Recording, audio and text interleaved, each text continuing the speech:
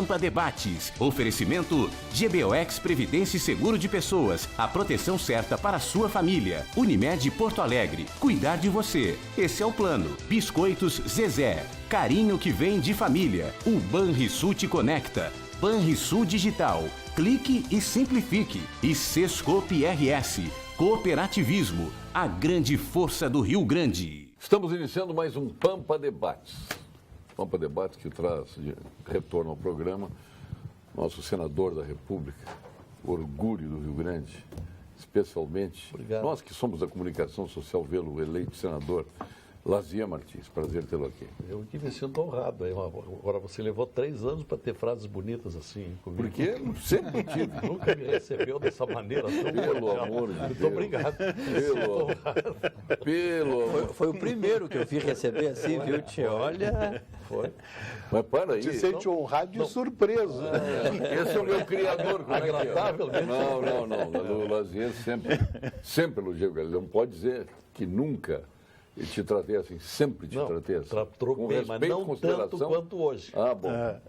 Bom, quiser eu te dou um beijo aqui, não há problema nenhum. Tiago Simão, Menos. prazer tê-lo aqui. É sempre um prazer estar contigo aqui, Sérgio. Tranquilo, eu sempre elogio o cabelo dele. Outro dia foi referência aqui no programa, hein? Ei, deputado. Uma alegria estar contigo aqui, Sérgio. Essa bancada qualificadíssima sempre. Uma honra muito grande, né? Nosso senador. Faz coro aí a tua referência. Nosso senador vem fazendo um grande Sabe qual papel. é o maior orgulho que eu tenho no Senado? Ter substituído Pedro Sumon. E não preciso dizer mais. Mas não pegou o gabinete dele, né? Não te porque, deram. Não porque lá tem preferência Sim. os antigos, mas batalhamos. Todo mundo queria aquele gabinete. Batalhamos, mas eu acabei depois tendo um outro bastante bom, embora um gabinete muito velho. Sim. E que deu margem às maiores fofocas aqui no Rio Grande do Sul. Sim, imagina. Disseram que eu estava gastando um dinheirão para reformar um gabinete. Só que era um gabinete inabitável. Era até uma vergonha para os gaúchos que fossem lá visitados. Como é que um senador nosso está num gabinete? Então precisava reformar. Mas fizeram uma onda por causa daquilo. Enquanto tinha mais 15 gabinetes em reforma, pelo dobro ou triplo do que eu estava gastando. Mas não adianta, ninguém chuta cachorro morto, essa que é a verdade. E parabéns, o senhor está atuante lá e está se posicionando. Já estou trazendo para não... você aqui o nosso jornalzinho último do semestre. E nós já temos um assunto aqui para falar, que é a caixa preta do BNDES aí, né? Que se conseguir abrir essa caixa preta... Você não tem medo de enfrentar os poderosos aí? Não tenho medo de nada. Nada? Nunca tive. Bom, depois das suas decisões lá, realmente o senhor demonstra ser um homem corajoso, né? E é isso que se espera de um político. Não se deixar influenciar pelos poderosos. Porque aqui dentro dessa caixa preta tem cobras e lagartos, né? Sim, mais do que isso. Esperamos que o senhor não seja mordido pelas cobras que tem lá, né? O senhor também, doutor Paulo Dergolo Mendes, nosso presidente do Sindicato Médico do Rio. Gozando de boa saúde. O senhor tem chegado pontualmente no programa. Importa. Antigamente chegava Sim. atrasado, a culpa era do Capelari. Mas que Hoje- saiu o Capelari. Hoje é o mérito do Solete, Isso. que está ao seu lado, nosso diretor-presidente da PTC, Marcelo Solete. Mas queria Oliveira. fazer uma rápida referência. Parabéns, porque o senhor conseguiu dar pontualidade ao nosso presidente aqui. Obrigado, espero que continue assim, né? Não, eu ouvi falar que o nosso deputado tinha sido convidado pelo Trump para dar umas aulas lá para ele, porque ele precisa melhorar aquele penteado dele. Aliás, se o Trump pintasse, importante. o cabelo dele, tirasse foguinho aquele, pintasse de preto, Já melhorava. ia ficar muito parecido. Já podia se candidatar a deputado aí. Ia ganhar. Ia tirar a vaga do Bolsonaro, inclusive.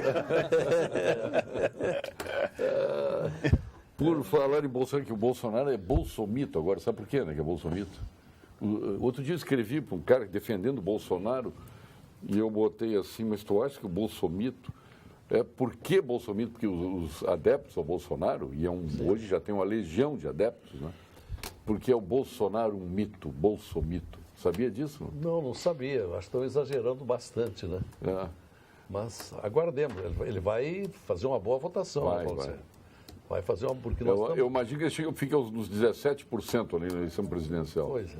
Porque nós estamos num quadro de candidaturas que não correspondem àquilo que o Brasil precisa. São médios para ser amável. E o Bolsonaro está conquistando muito voto e está trabalhando casa a casa, cidade a cidade. Né? Não, e vem aqui uma legião esperando ele. Outro dia ele foi a Fiergues, uma carreata até a Fiergues, acompanhando o Bolsonaro.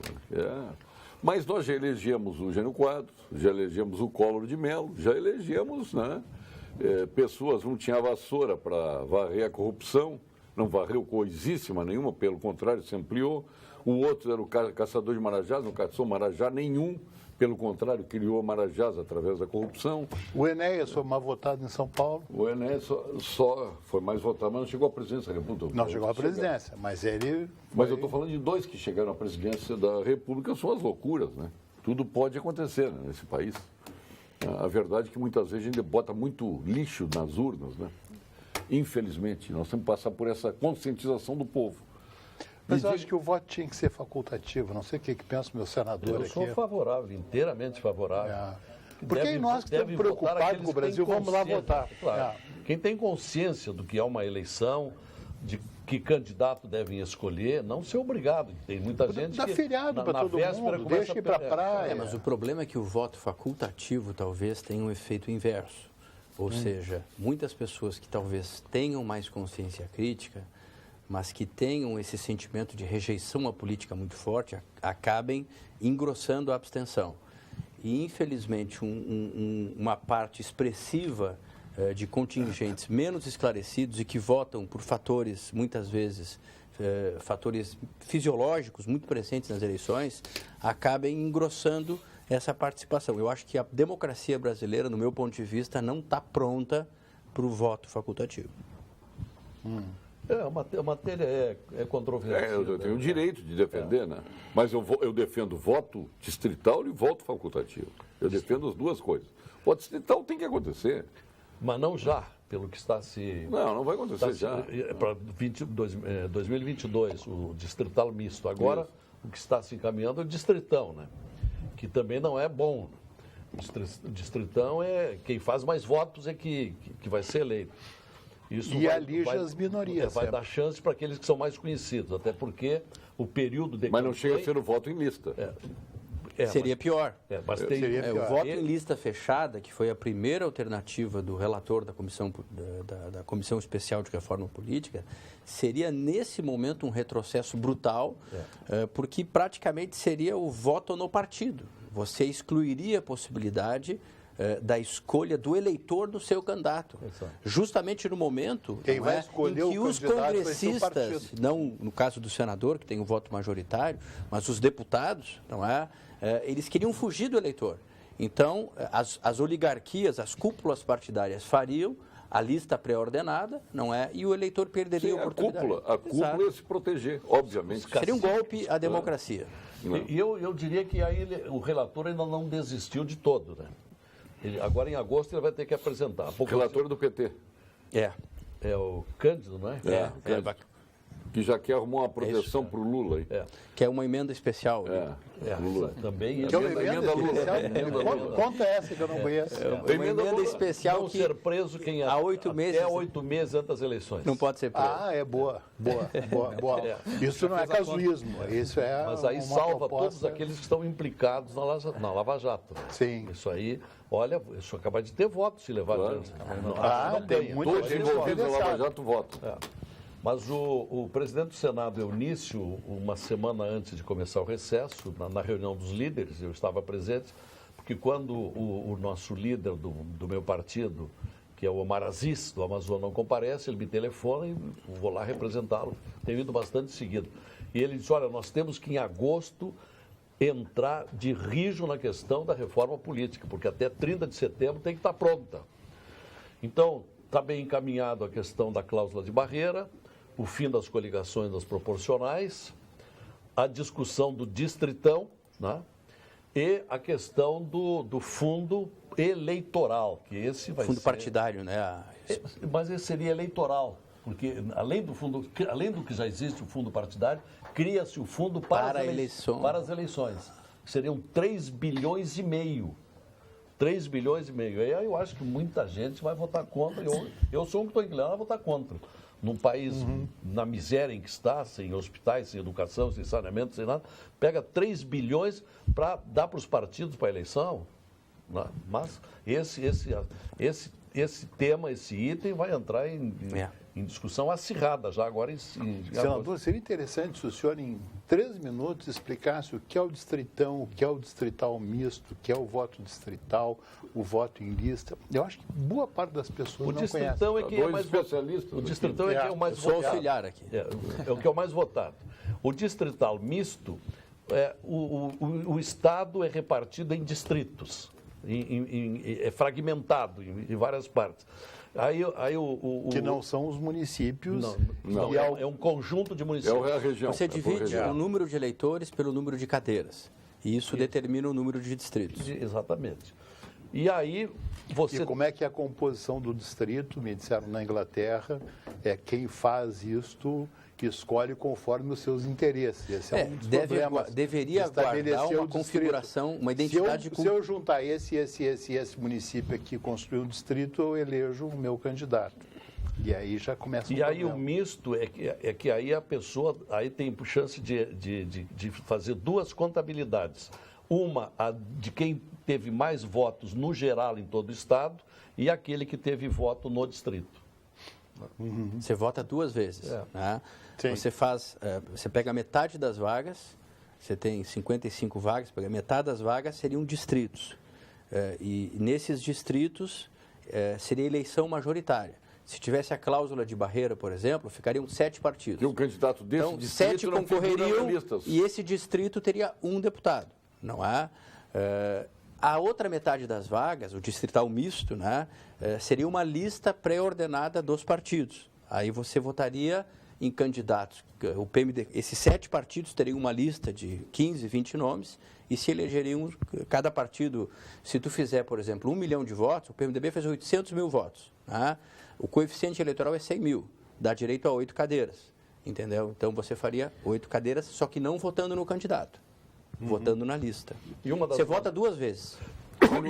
No distrito e o segundo voto na lista. O distrito, se eu estou num distrito, eu não posso estar no outro, concorrendo no outro. Não pode. Não posso. Mas tem a vantagem de que antigamente você é conhecido no distrito. O eleitor vai eleger alguém que ele conhece, que está próximo dele. Alguém que tem espírito público, que tem realizações naquela região, naquele distrito. Então, vai se eleger... Que tenha programa de rádio lá naquela região, que tenha, seja pastor da igreja... que trabalhe muito pela comunidade. Trabalhe pela comunidade. Que dance no bailão. Esse é o receio de paroquializar, né? Você fazer do distrito uma pequena paróquia. Que é um risco Por isso que o distrital considerável. Misto, o distrital misto, ele combina as 2 faculdades. E Conselho Regional... são melhores... Desculpa, vai lá. Não, pode perguntar. Por que eles são melhores do que o nosso sistema atual, se tivesse cláusula de barreira e se a pessoa não elegesse uma tripa de gente desconhecida junto? Assim, o voto em ti é o voto em ti. Né? Só a cláusula de barreira já seria um grande avanço. Já seria um grande avanço. E se eu voto em ti, eu elejo a ti, não elejo mais 5 que eu nunca ouvi falar. Pela razão que o senador falou, o voto distrital aproxima. O representante do eleitor. Então você vai ter que conhece. Exatamente. Por exemplo, eu vou eleger o Dr. Paulo de Argolo Mendes, que é um médico dedicado à comunidade, todo mundo sabe aqui no distrito. Mas lá no norte do estado, ninguém sabe. Então, a sua aproximação vai permitir que seja eleito por quem o conhece. Né? Se o sujeito tem uma má fama, é um sujeito desonesto, a comunidade sabe quem é. Não vota nesse. Mas daqui a pouco as máfias elegem candidatos. Fica muito mais fácil no voto distrital. Não sei. Não, isso independe. Não, olha, não sei se independe. O voto distrital, ele é um voto da região. O deputado, hoje o deputado é do Rio Grande, ele faz voto em 400 municípios, Sérgio. O voto distrital é um voto da região. Que representa uma região. Mas ele não se elege só na região dele. Ele precisa sair para outros lugares para buscar votos. Só a região dele não elege, porque uma eleição para deputado tem 400 candidatos. No caso de uma eleição distrital, vão ser 7 ou 8 naquela região. entendeu? Então, aquela região tem um deputado. Conselho Regional de Medicina Veterinária, preocupado com a formação de bons profissionais e com a saúde humana e animal, é contra o ensino à distância na medicina veterinária. Não podemos permitir que um curso que trata de vidas, doutor Argolo, seja ensinado de forma digital. A vida não é virtual, portanto, o ensino dessa profissão não pode ser 100% à distância. Conselho Regional de Medicina Veterinária do Rio Grande do Sul, responsabilidade e cuidado com a vida. Vamos agora à mensagem do nosso Conselho Regional de Engenharia e Agronomia, o CREA-RS. CREA-RS, em foco. O Conselho Regional de Engenharia e Agronomia do Rio Grande do Sul, dentro de suas competências legais, entende que as autoridades do Estado devem dar exemplo institucional e legal, fazendo cumprir a Lei 14.555, que regula a elaboração de planos sobre segurança, prevenção e proteção contra incêndios no Rio Grande do Sul. Esta lei, que determina a contratação de profissionais, engenheiros e técnicos pelo Corpo de Bombeiros, resta saber o que o Corpo de Bombeiros quer, né? Deve ser cumprida e implementada. Uma das medidas a ser adotada pelo Estado é a imediata separação do Corpo de Bombeiros da Brigada Militar. A segurança da sociedade deve ser prioridade. Lembrando que a Unicred acompanha os seus cooperados em todos os lugares. Você encontra a sua instituição financeira cooperativa, inclusive no mundo digital. Acesse sua conta. A Unicred tem as unidades de negócios através de um site que pode ser consultado a qualquer momento e o aplicativo. Gosta de estar bem informado? Siga, portanto, o @UnicredRS no Face, no Twitter e no Instagram, para ficar por dentro das novidades da Unicred. Siga as redes sociais que também a Unicred lhe proporciona. Unicred, mais valor para você.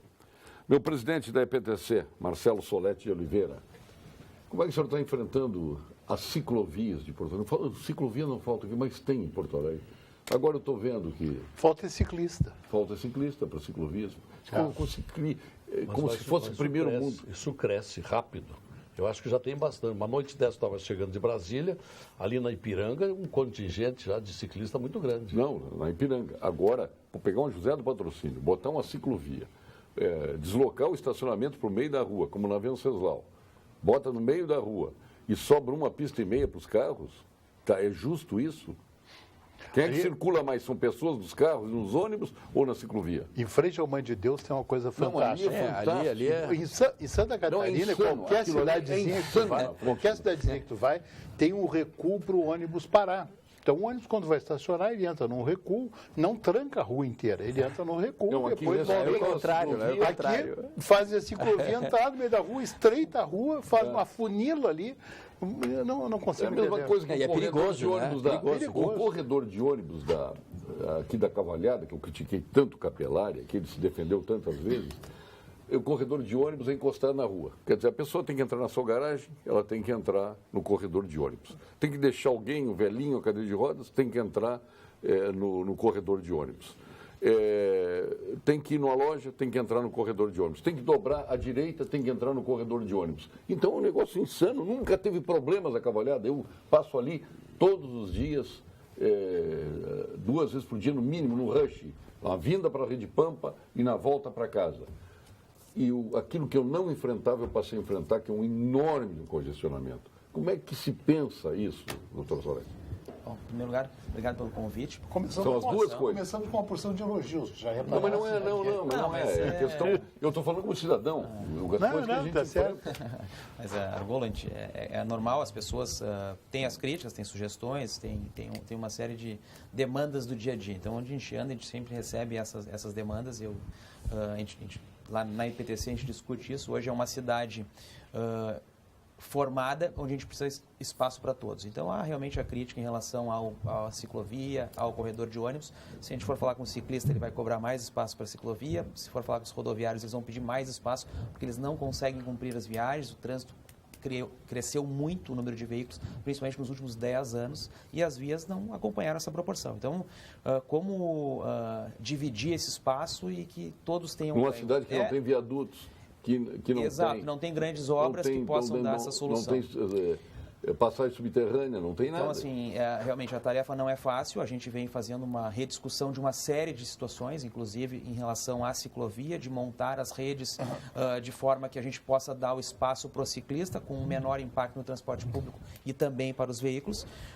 Mas, como eu disse, a cidade ela tá pronta, ela está precisando que a gente readeque os espaços. Então, a gente tem feito essa discussão, inclusive com o prefeito quer, ele disse, tentem buscar uma harmonia entre os modais. Em outros lugares do mundo já há essa divisão, usam os mesmos espaços e talvez sem tanta segregação, sem muitas vezes ter um corredor ou uma faixa exclusiva ou até uma ciclovia, as pessoas usam. Tem diferenças culturais. Em determinados lugares, o espaço da bicicleta, mesmo sendo na via, ele é respeitado, o ciclista. Sim. E se a gente for ver, nos últimos 2 anos, a gente não teve, no primeiro semestre dos anos anteriores. Onde e esse tem mais ano também, bicicleta na China. E as bicicletas andam livremente no meio do trânsito. Isso, porque é comum. E é respeitada como um carro. Mas é comum essa percepção pelo motorista. As avenidas mais largas lá, né? Exato. E eles têm, assim, mesmo até com velocidades até maiores, eles têm essa percepção do ciclista. Então, hoje o que a gente vê é que o ciclista ele já é visto, e o Lazier até se mencionou, tem bastante ciclista, a gente tem contagem de ciclistas, é um fenômeno que aumenta no mundo inteiro, mas a gente precisa dosar esses espaços. Então, agora, Marcelo, é uma avalanche de carros em Porto Alegre, engarrafamento cada vez maiores e crescendo o número de automóveis a cada dia. Eu lhe pergunto, quantos carros tem hoje em Porto Alegre registrados, mais ou menos? E por que se tira espaço dos carros? Hoje nós cada vez tem mais carros, e cada vez se tira mais espaço do carro. Mas vamos por partes. Acompanhando.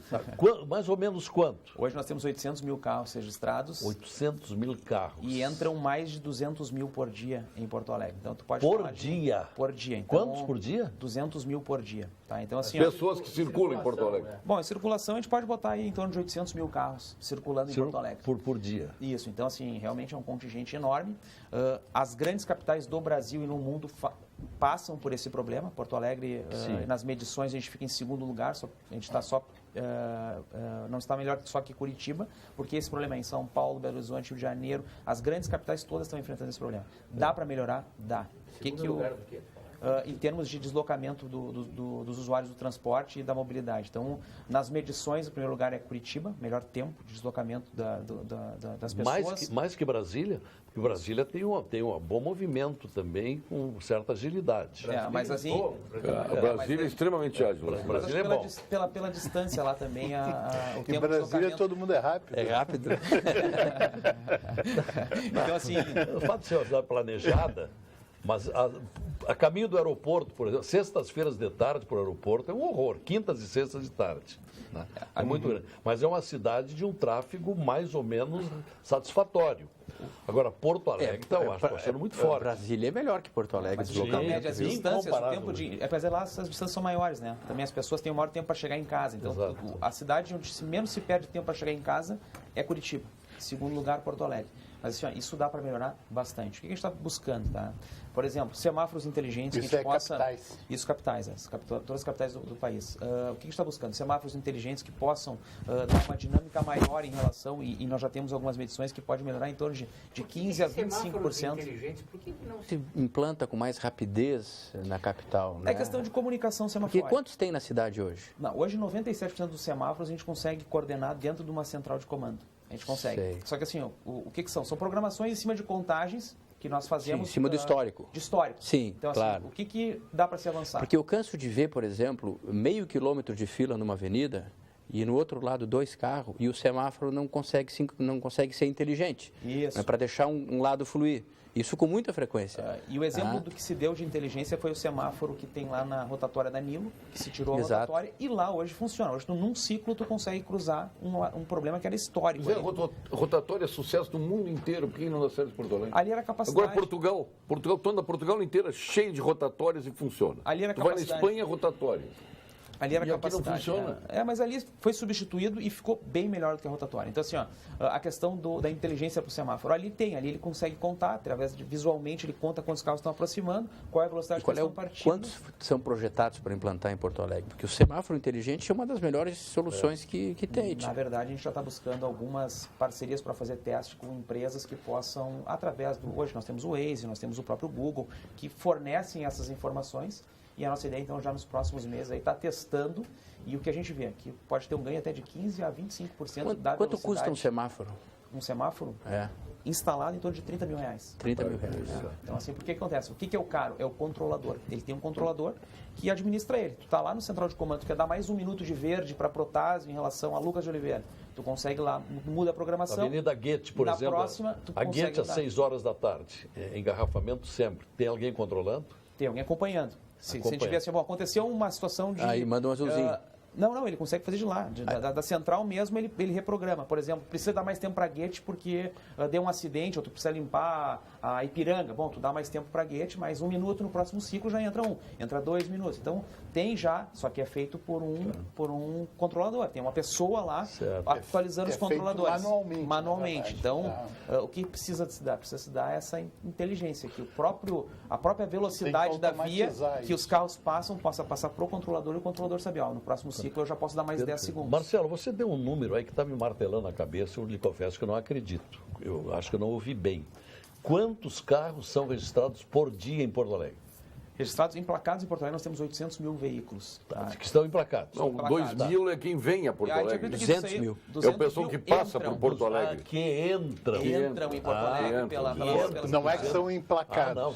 São 200 mil que entram. Então, Yes. com mais 800 que estão circulando, nós temos 1 milhão de carros. A gente acredita que não dos 800 mil, em torno de 600 mil, talvez um pouquinho mais, que 600 por circulem, aí. né? Porque às vezes a pessoa não usa Circulando na diariamente o cidade. veículo, Perfeito. pode deixar o carro na garagem e usar outro modal. A gente está vendo que as pessoas estão partindo muito para o táxi, E a velha pro briga aqui aplicativo. que enfrentava o Capelari no programa sempre, e já está chovendo agora, botou alguém da PTC, agora vai desaparecer o nome Capelari, vai vir Solete agora, vai ser a bola da vez. É a questão dos táxis ocupados e lotações circular no corredor de ônibus. Por que não consegue se fazer isso aqui? Em São Paulo se faz, por exemplo. Não, o último estudo que nós tínhamos era de 2011 e a gente está já fazendo outro, já para verificar velocidade, tempo de ganho que o táxi vai dar. Então, assim, a gente já verifica a possibilidade de usar o táxi com um passageiro, né? E provavelmente até em determinados lugares, ou a escolar, ou até uma lotação, a gente poderia estar utilizando. Mas em breve a gente já vai dar essa vantagem para o táxi ocupado. Boa. Parabéns. O táxi ocupado utilizar. A gente só vai ter o dado estatístico para comprovar, olha, a gente está fazendo essa atitude aqui porque o ganho é extremamente fazer justificável, né? Tipo, científico. Tu tem uma justificativa, né? Sim, e eu quero lhe parabenizar pelos azulzinhos, né? Melhorou muito aquele negócio da campana, do camuflado para enganar as pessoas. O azulzinho hoje está muito mais transparente do que foi. Bom, o prefeito na campanha, ele falou muito assim da EPTC amiga do cidadão. Então, assim, o que a gente buscou, né, nas primeiras conversas é, o agente o mais visível possível. Porque o agente visível, ele também é uma forma de educar. No momento que a pessoa vê um agente, a pessoa não passa no sinal vermelho, a pessoa não fala no celular. Então, assim como muitas vezes um controlador de velocidade o pessoal respeita, o agente parado e visível, ele é respeitado. Então, o pedido foi o mais visível possível a fiscalização, e é isso que a gente tem batalhado. A gente tem orientado os agentes a tentar fazer uma abordagem, a tentar evitar o congestionamento, trancar o cruzamento. A gente tem dado um curso aí nesses últimos meses, o que se espera do agente de fiscalização. O agente de fiscalização auxiliando a não trancar o cruzamento, ao invés de autuar, ele poder ir lá e dizer, olha, se postar, onde ele se postar, já não trancam mais o cruzamento. Então, assim, mostrar um outro tipo de postura e mostrar a importância que ele tem para o sistema. E a importância realmente... É importante a multa? É importante, mas o importante primeiro é... O caráter educativo. Auxiliar. O caráter educativo é tu poder auxiliar o cidadão. Hoje, por exemplo, em torno de 60 a 70 mil ocorrências por ano a gente atende. Deu um acidente, 70% das vezes que tem um ferido, o primeiro a chegar é um agente de fiscalização. Chegamos antes da SAMU, antes do bombeiro, é o agente de fiscalização que muitas vezes passa para o regulador do SAMU qual é a situação do... Então, assim, mostrar a importância que ele tem e desse jeito mudando muito a questão do caráter educativo. Chegar, abordar, auxiliar, dar uma dica. O que nós temos feito para medir isso? Nós temos buscado ligar para as pessoas. Se o senhor for abordado por um agente no Balada Segura, como foi o atendimento? Ele explicou, foi educado, foi claro nas informações. Então, assim, a gente está para poder regular e ver, o fulano precisa de um acompanhamento melhor. Então, assim, isso tem surtido um efeito, inclusive a ideia foi comprada pelos agentes, então a gente tem tido um retorno positivo dessa mudança e eu acho que Isso não é um processo da noite para o dia, mas eu acho que futuramente a gente vai ter Olha, tem uma infinidade de perguntas aqui para o senhor. Tem um WhatsApp, só rapidamente, tem um WhatsApp circulando aí, que diz assim, sempre ajude o seu, enfim, a pessoa que você puder ajudar, o seu semelhante. Então, é um bêbado tentando enfiar a chave na porta do carro e não consegue e tal. O sujeito passa, olha aquilo, volta, pega a chave do bêbado, joga do outro lado da rua e vai embora. Ajudou, claro. Tem outra ligeirinha, é da senhora que passa no sinal vermelho e o azulzinho para ela. Diz, a senhora não viu o sinal vermelho? Não, o sinal eu não vi o senhor. Mas essa é a história da presença das luzinhas. Colocar os questionamentos que tem para os senhores e também para o Solete, presidente da PTC, eu quero me referir à questão da educação. Logo que surgiram os azuizinhos, as pessoas tinham dificuldades ao cinto de segurança, eu era um deles, me pararam ali na usina do gasômetro, me convidaram a entrar no estacionamento, me entregaram um panfleto e disseram, senhor está sem cinto de segurança. Nós queremos dizer que o cinto de segurança é para proteger a sua integridade física, a sua vida. Se o senhor bate o carro, o senhor vai estar exposto ao para-brisa, assim. Nunca mais deixei de usar cinto de segurança. Esse é o caráter educativo. Mas deixa eu só te comentar então uma coisa, Paulo. No início da Semana de Porto Alegre, a gente iniciou uma atividade que é no limite da via. A gente tem um radar que é para medição de velocidade, para estudos, que não é aferido pelo Imetro. A gente faz a medição da velocidade e abordamos as pessoas que estão dentro da velocidade. As pessoas até se assustam, assim, eu fiz alguma coisa? Não. Estou lhe dando os parabéns por estar dentro da velocidade. Então, assim, a gente tem usado uma campanha invertida, que é no limite da via. E a gente tem feito isso. Carro local estacionado, dizendo, olha, hoje eu sou um orientador, eu não sou um fiscal de trânsito, estou vindo aqui para ele dizer, olha, o senhor poderia ter sido autuado com R$195, 5 pontos na carteira, mas hoje eu estou lhe dando um aviso, olha, cuide, faça uma cidade melhor. É uma forma de dizer assim, olha, nós estamos também aqui para te educar. Então, assim, a gente criou uma série de atividades educativas, inclusive essa que as pessoas, é engraçado que as pessoas não imaginam que estão sendo, nós fizemos inclusive com os rodoviários ali no Oswaldo Aranha, de parar o ônibus e dizer, olha, nós paramos o seu ônibus para dizer e para informar os usuários de que o motorista do ônibus está dentro do limite da velocidade, aqui no corredor do Oswaldo Aranha e em outros corredores, que até as pessoas ficam, pô, que bacana. As pessoas até aplaudem. O elogio para o motorista, quando chega gente da EPTC, normalmente, um azulzinho, a pessoa já tem uma outra sensação, já está esperando uma outra abordagem.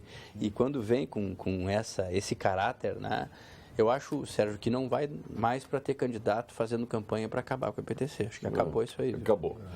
Senador Lazer Martins, como o senhor avalia o mandato atual dos seus colegas e o seu? Você acha que foi eleito nas últimas eleições e os que foram eleitos nas últimas eleições tiveram as mãos amarradas devido ao momento extremamente turbulento dos últimos anos e se tratando de legislar para o país, porque legislação positiva quase nada se viu. Vilas Boas de Porto Alegre. Eu concordo. É muito difícil nós votarmos as matérias mais urgentes que o Brasil necessita no Congresso Nacional. Eu não falo apenas no Senado. É muito difícil, há muitos comprometimentos, há muitos interesses pessoais e isto causa uma grande frustração na gente. Eu entendo que enquanto não houver uma depuração no Congresso Nacional e essa responsabilidade cabe ao nosso eleitorado, eu tenho a impressão de que a coisa vai mudar nas próximas eleições, não sei o que pensa o Tiago, mas houve um aprendizado, houve um despertar dos brasileiros como nunca, a partir do mensalão, do petrolão, das corrupções denunciadas, da Lava Jato, etc. Os brasileiros acordaram e espero que eles se deem conta numa substituição de parlamentares que pouco têm contribuído. Eu tenho sentido isso.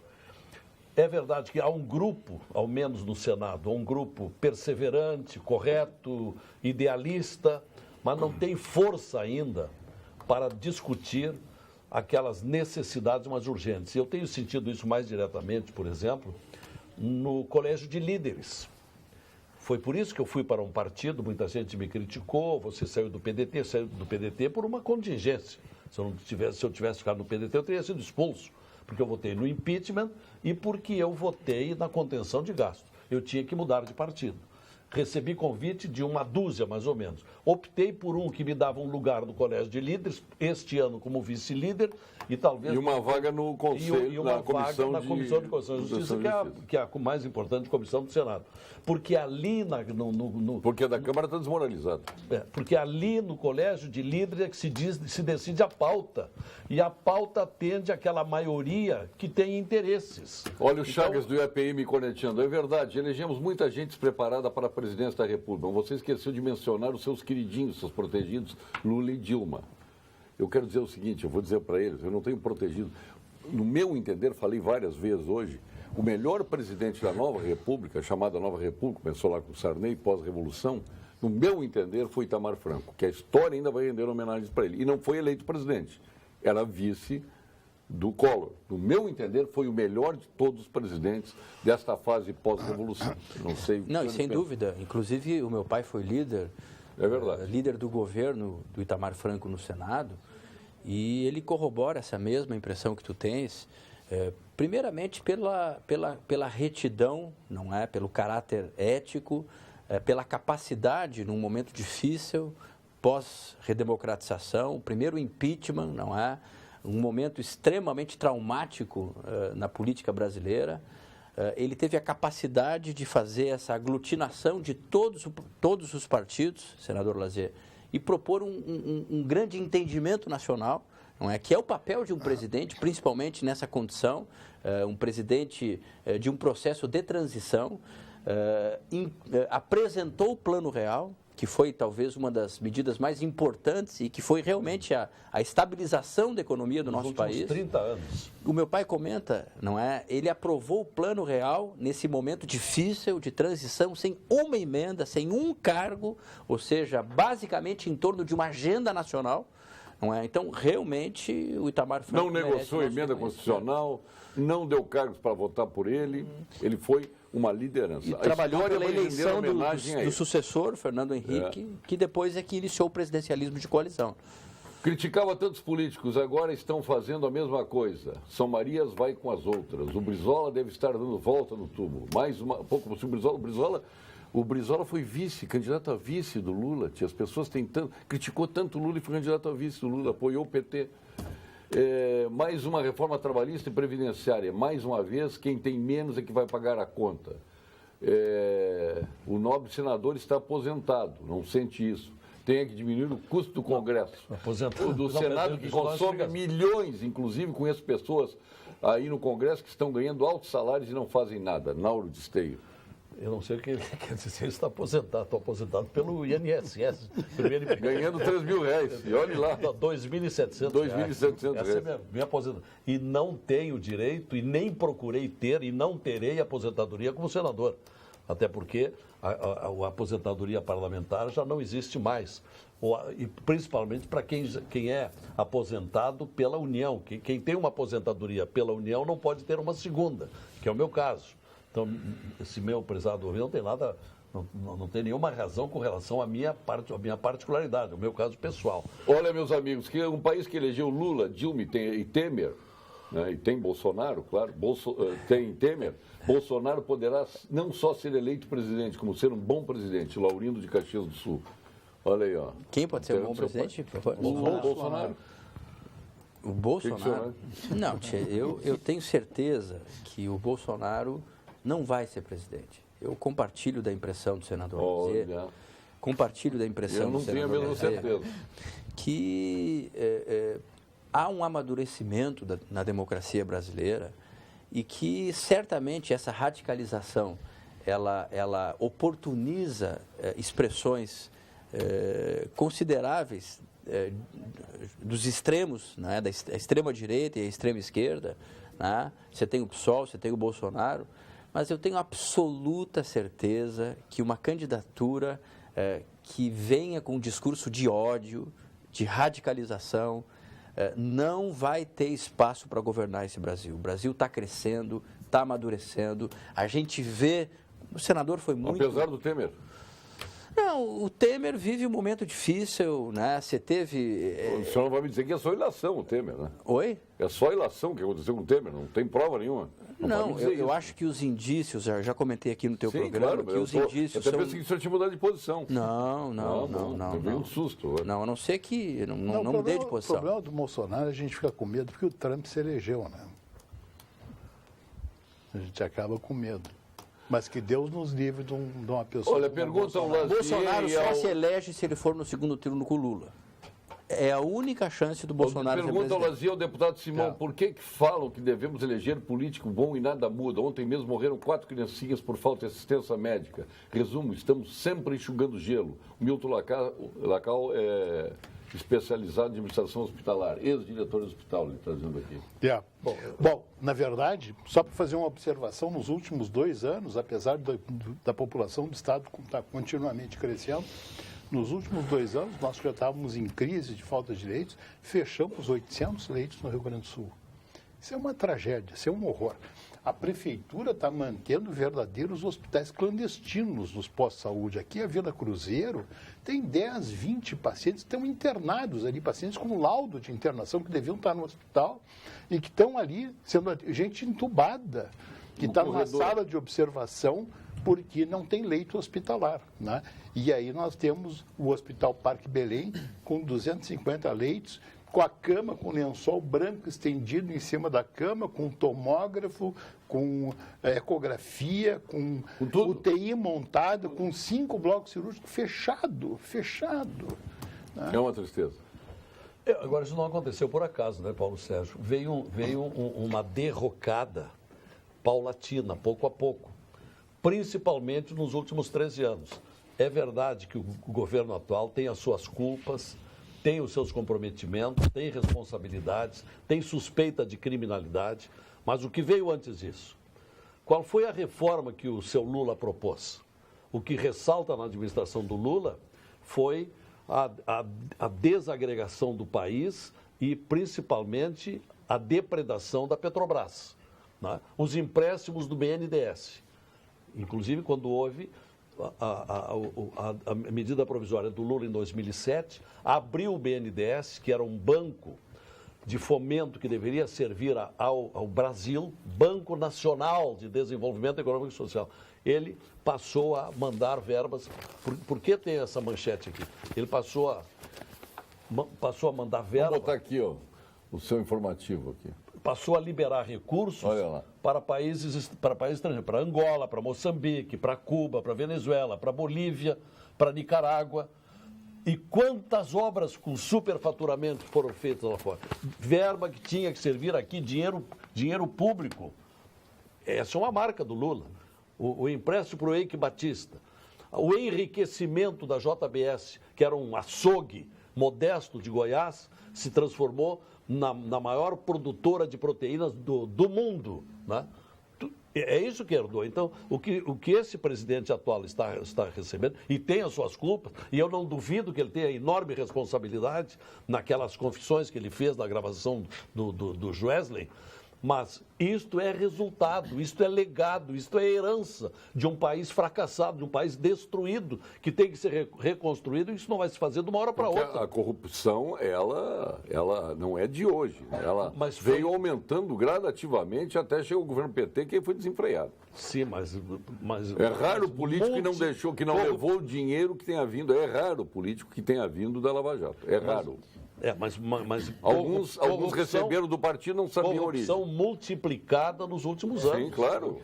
É exponencialmente multiplicada. Não só exponencialmente, mas o senador traz algo importante, que, obviamente, o modelo do presidencialismo de coalizão, a emenda da reeleição do Fernando Henrique foi comprada. Foi. O mensalão, só que o governo do PT, o que o senador traz, me parece, é que é o início da institucionalização da corrupção. Exatamente. Como uma forma de governo, não é? E isso realmente, aí não foi só o PT, foi um concurso de partidos, não é que dentro da cúpula de cada um deles tinham organizações criminosas que se estruturaram dentro de todas as estatais, e aí foi os fundos de pensão, foi o BNDES, foi o Correio, foi a Eletrobras, foi a Eletronuclear, não é? Que destruíram o Brasil. Foi isso que Caixa aconteceu. Federal. Caixa Federal. Banco do Brasil. Voto facultativo vai ser o Brexit. Lá, a velha geração da Segunda Guerra, com apoio da família real inglesa, chutaram a União Europeia e isolou a Inglaterra, acabando com os sonhos dos mais jovens. Fernando dos Santos está afirmando isso. João Sirtoli, de Eu Caxias não entendi do Sul. o que tem que ver com o voto Não, o voto facultativo, diz quem foi votar era quem era contra a União Europeia. Não, mas Porque as pessoas de bem vão fazer feriado, vão sair. Não. Os ingleses já se arrependeram amargamente. Eu estava na Inglaterra. Agora está feito. Mas eles não acreditaram que ia ganhar a saída da Inglaterra da comunidade europeia. João Sirtoli, de Caxias do Sul, tenho muito orgulho de ter votado no senador, pois tem honrado o nosso Estado e vota os projetos pelo povo e não por imposição do partido ou do governo federal. Continue assim, Lazier. Obrigado. Eu quero Eu tenho João Sirtoli, de Caxias que do Sul. dizer que é um defensor da saúde. Tem que admitir aqui, eu publicamente. quero ressaltar que a postura do senador Lazier, quando votou a favor do impeachment, ou seja, votou pela sua consciência, numa questão absolutamente de adstrita convicção pessoal, não é, que foi a questão do impeachment, ele não se sujeitou a uma tutela, não é, que seria inadmissível para um senador da República do Rio Grande do Sul. Então, senador, o senhor tem o nosso reconhecimento. Marina, Dória, Álvaro Dias, Lula, Ciro Gomes, voto do continuismo. Bolsonaro até agora é uma opção que eu estou observando. Marcelo Portes. Vamos agora ao quadro de saúde com a doutora Lídia Longinotti, da equipe do Dr. Gilberto Schwartzman, do nosso Instituto Oncológico Kaplan. Fale, doutora Lídia.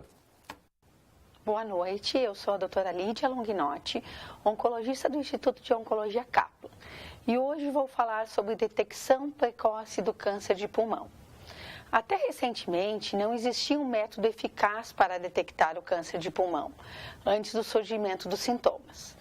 Nos últimos anos, o uso da tomografia de baixa dose de radiação tem se mostrado eficaz para pacientes acima de 50 anos que fumam muito. Essa tomografia nos ajuda a detectar o câncer de pulmão em estágios iniciais, com taxas de cura em torno de 80%, enquanto que na detecção tradicional, a taxa de cura é inferior a 15%. Portanto, o rastreamento com tomografia computadorizada de baixa dose de radiação é um novo método e importante para o controle do câncer de pulmão. Obrigado, doutora Lídia. Estava todo mundo observando atentamente a doutora Lídia. O mais atento na fala da doutora Lídia foi o deputado Thiago Silva.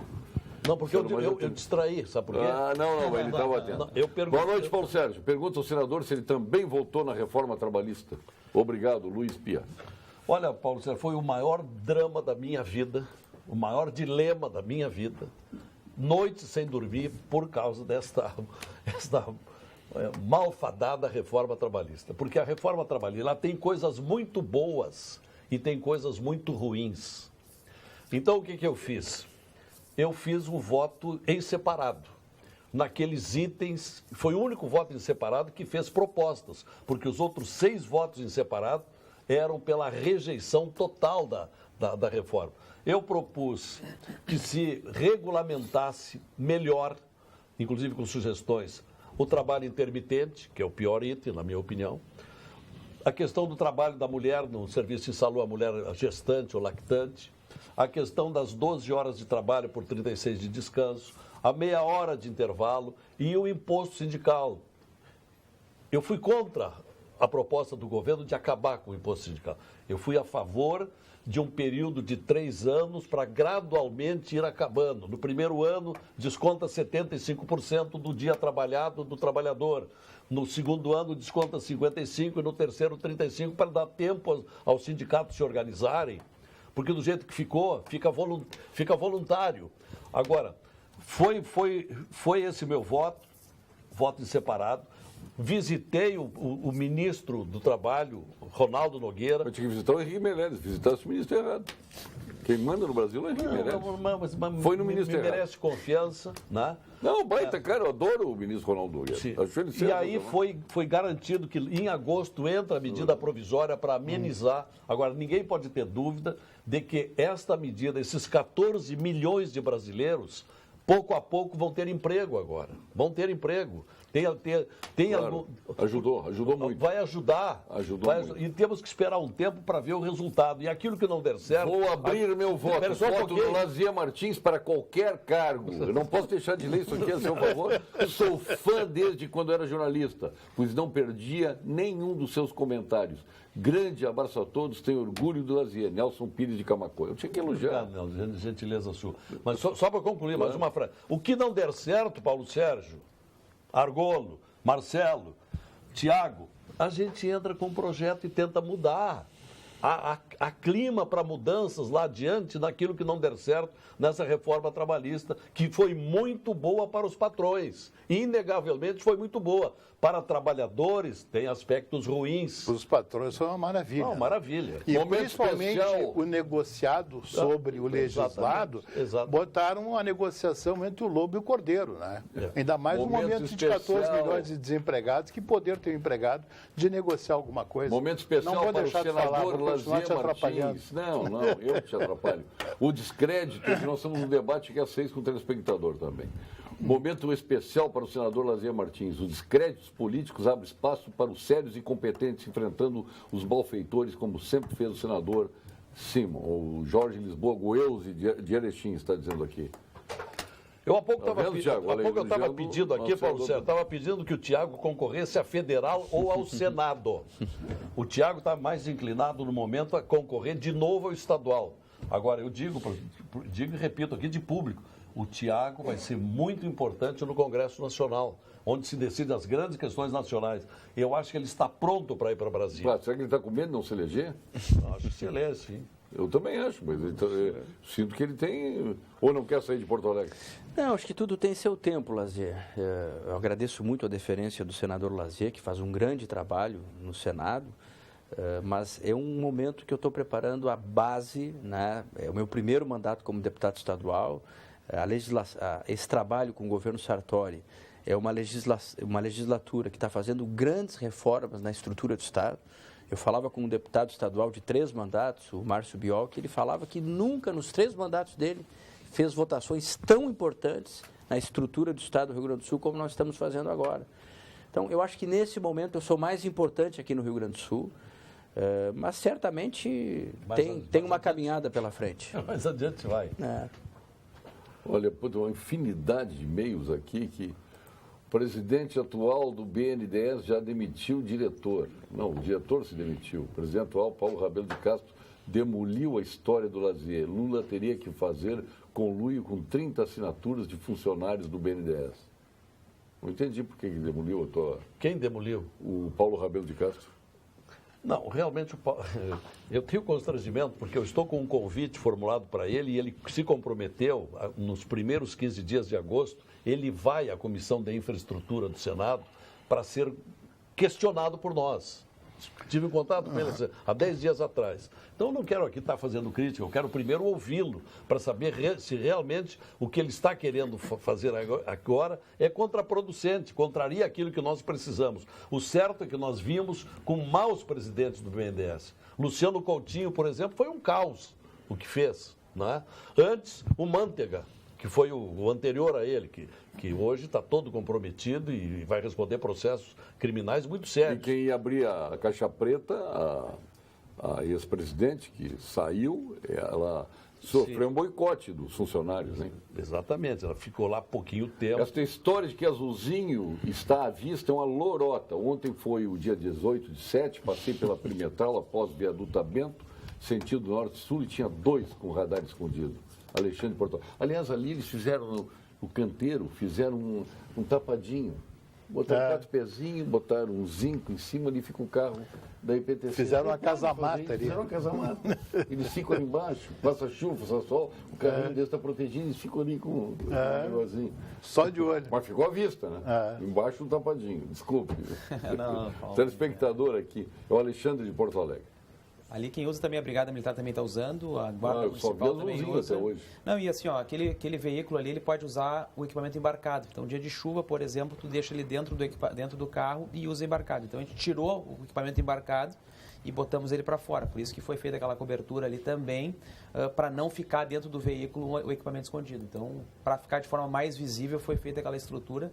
Ontem à noite, por exemplo, segunda-feira à noite, estava o carro da Brigada Militar ali, também utilizando muitas vezes à noite, e a própria Guarda Municipal eventualmente também está parando ali, porque é um ponto de bastante movimento de veículos, né, para mostrar a ostensividade também da Guarda e da Brigada.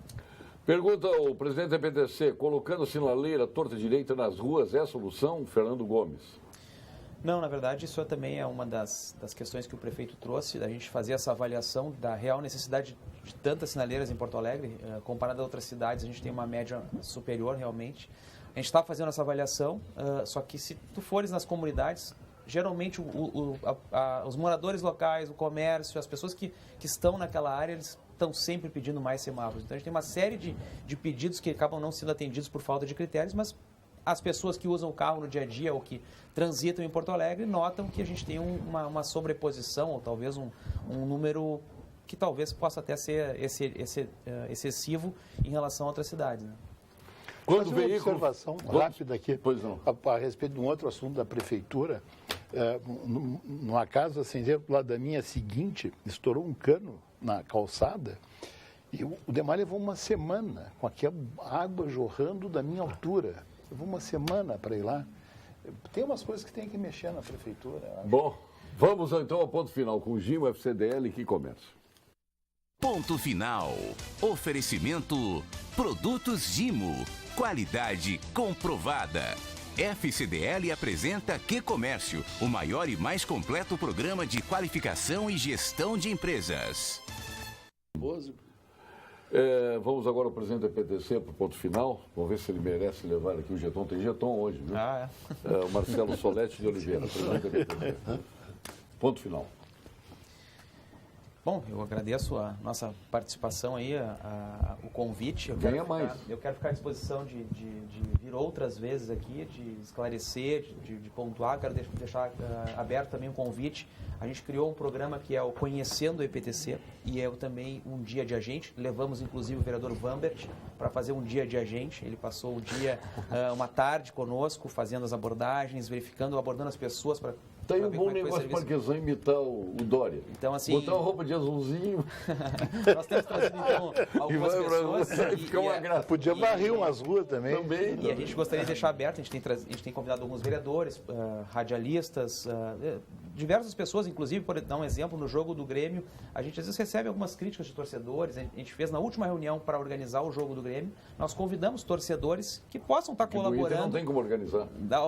Aliás, seria até bom um azulzinho lá para dirigir o Inter. Então, assim, a gente quer deixar... Dirigir o Colorado um azulzinho. Quero deixar aberto o convite, então, inclusive, para ti, Paulo Sérgio, para passar um dia lá conosco, ou uma tarde, que a gente possa mostrar o trabalho e, de repente, acrescentar algumas sugestões ou críticas que eu sei que tu tens em relação ao EPTC, porque a gente está aberto a fazer essa construção com a sociedade, com as pessoas e tentar fazer... O nome não é mais Capelária, é Solete, guarde aí, tá? Solete. Seu ponto final. Tudo italiano. O presidente da PTC aí, eu primeiro devo dizer que tem toda a cautela aqui para não criticar o Paulo Sérgio, tem medo de perder o jeton. Então, eu sempre meço as palavras. Você leva 2. Bom, então vamos começar por aí. Minuto final. Agora, dia 19, amanhã, Assembleia dos Médicos do IP em Passo Fundo e congregando a região de Passo Fundo. Nós estamos muito preocupados com o IP. O IP está sendo desmontado. O IP de 2011 para cá... Não vai me falar mal do meu amigo Otomar Vieira, que eu vou me retirar do programa. Não, muito pelo contrário. Eu até tenho grandes esperanças com a chegada do Otomar Vieira. E devo dizer... A minha sensação é que o prefeito esbofeteou os médicos e os funcionários públicos quando pegou o ex-presidente do IP, que é parte deste problema todo que o IP passa, e colocou no seu secretariado. Eu não consigo. Eu entendo que o prefeito tenha compromissos partidários, que às vezes, mas olha, as coisas têm que ter seus limites. Com relação ao IP, o IP de 2011 para cá não tem um centavo a mais para os médicos, aumentou a sua arrecadação em 57%. Nós perguntamos onde é que está esse dinheiro. Eu tive com o governador do estado. A população e os funcionários públicos têm direito de saber onde é que botaram esse 57% de aumento. E o médico que fizer a conta na ponta do lápis, ele está pagando para atender o IP e por isso estão se retirando e os funcionários públicos estão ficando sem atendimento. E pior, quem não é funcionário público, não tem nada a ver com isso, vai receber 1 milhão de usuários SUS. Se o IP quebra, 1 milhão de usuários de IP, 10% da população do Rio Grande do Sul. Terminou o seu ponto vai final, acabar... vai levar o jeton. Tá, Deputado obrigado. Thiago Simão. Sérgio, prazer enorme estar aqui nessa mesa qualificada e acho que, mais uma vez, uma série de questões importantes foram ressaltadas aqui na mesa, mas eu gostaria de salientar essa posição do senador Lazier Martins, que colocasse no informativo em relação a levantar a caixa preta do BNDES. Eu acho que essa é uma questão da maior importância. O BNDES é um dos maiores bancos de fomento do mundo, não é? O que aconteceu ali foi um descalabro. Só para trazer um espelho da importância dessa iniciativa, o meu pai, em 93, propôs, Sérgio, a CPI dos corruptores. Né? E o Sérgio Moro, a questão de 1 mês e meio atrás, ele fez uma consideração de que se aquela CPI das empreiteiras tivesse sido implantada em 93, muito de todo esse descalabro que a gente viu agora não teria acontecido. A mesma coisa vale para isso. Né? Então, queria parabenizar o senador Seu jeton, e a todos os pelo amigos. senador Lazier Martins. Muito obrigado. Senador, seu ponto final. Bom, antes do ponto final, só dizer que eu estou com o projeto que já passou pela Comissão de Constituição e Justiça, acabando com o sigilo das operações do BNDES. E agora, em agosto, vai para plenário. Tenho grande esperança. E uma vez acabando com o sigilo, nós poderemos, não só daqui para adiante, ter transparência em todos os financiamentos que o BNDES fizer, também olhar para trás com o que aconteceu. Meu ponto final, Paulo Sérgio, é um ponto de exclamação. Ponto de exclamação ao telespectador. Estudem, reflitam, tomem conhecimento em quem vai concorrer para o ano que vem. Nós precisamos melhorar o Brasil mudando os responsáveis pela política. Esse é o meu ponto final. Doutor Lazier, o professor Tabaco cresceu uísque 21 anos. Eu queria saber o que tem aí. Eu costumo Tem. compartilhar, Não, olha compartilhar aí. com os telespectadores. Olha. Vamos ver. Pode mostrar um a um lá para o Zezé, lá da nossa. Por aqui. Esse não, olha o sabor. Que sabor é esse? Sabor. Esse aqui o que é? Sabor original. Original. Esse aqui é sabor. Esse aqui não. Queijo. Queijo.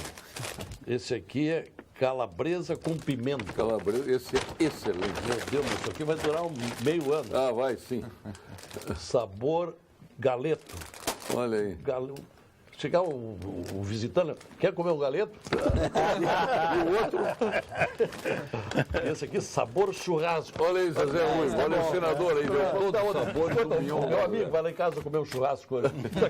Paulo Sérgio pergunta para o Marcelo por que ninguém teve a ideia de pôr uma luz de emergência nos transportes públicos. Em qualquer momento, alertaria a polícia sobre assaltos e outros incidentes dentro do transporte. O Roger Santana.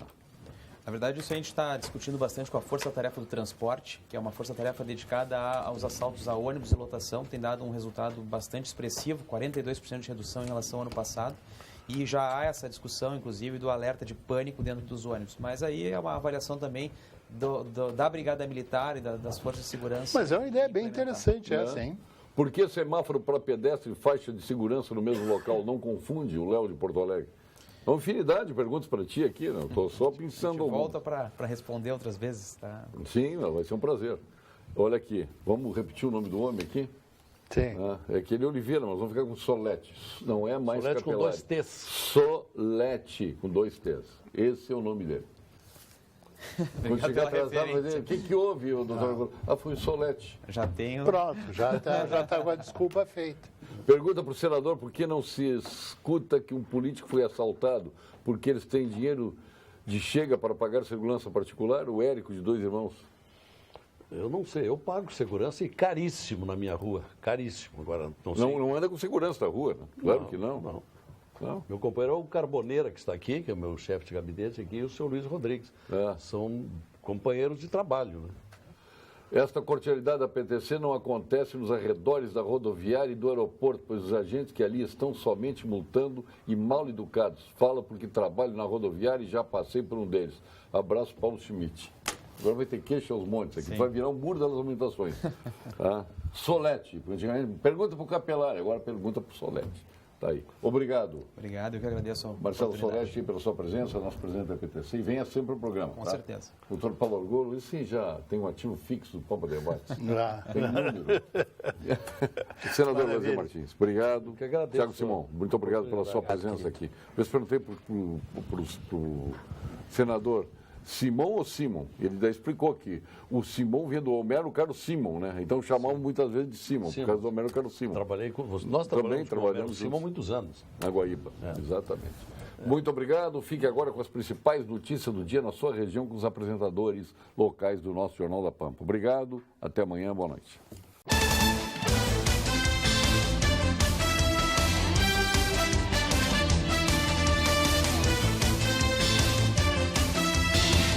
Pampa Debates. Oferecimento GBOX Previdência e Seguro de Pessoas. A proteção certa para a sua família. Unimed Porto Alegre. Cuidar de você. Esse é o plano. Biscoitos Zezé. Carinho que vem de família. O Banrisul te conecta. Banrisul Digital. Clique e simplifique. E Sescope RS. Cooperativismo. A grande força do Rio Grande.